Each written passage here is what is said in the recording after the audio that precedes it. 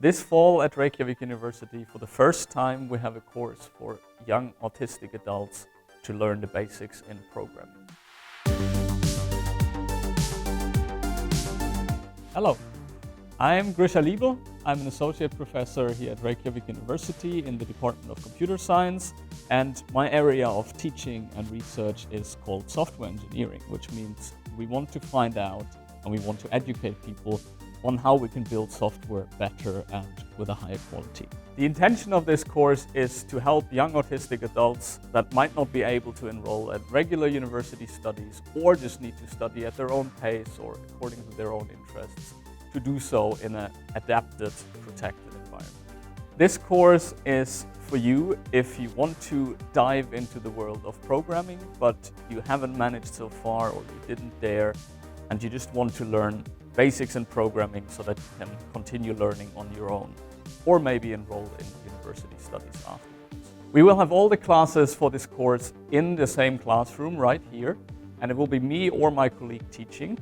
Additionally, we have support from the Department of Psychology. And the course is set up that there is a lot of flexibility. There will be some lecturing, some theory, but a lot of practical sessions where you get to try out your own things depending on what you're interested in.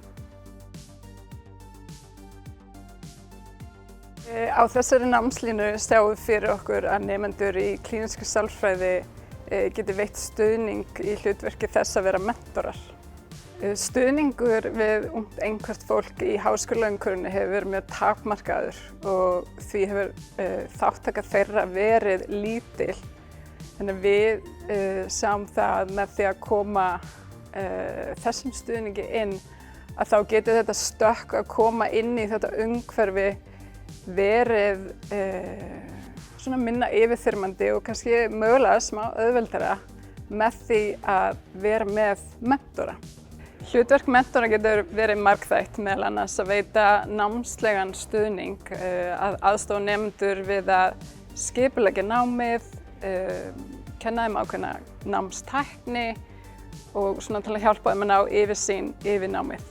Einnig sjáum við fyrir okkur að mentorar getur veitt hvatningu og jafnvel aukið sjálfstraust nemenda í námi með því að hjálpa þeim að takast á við kvíða og óöryggi sem að tengist námi, og að mentorar getur verið svolítið svona milligöngumenn eða vera svona brúmilli í samskiptum við kennara eða aðra innan skólans.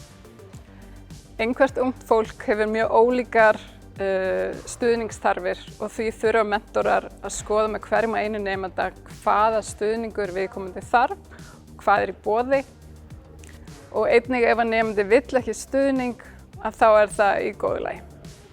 Vonandi líst ykkur vel á þessa nálgun hjá okkur og við hlökkum til að sjá okkur sem flest í haust.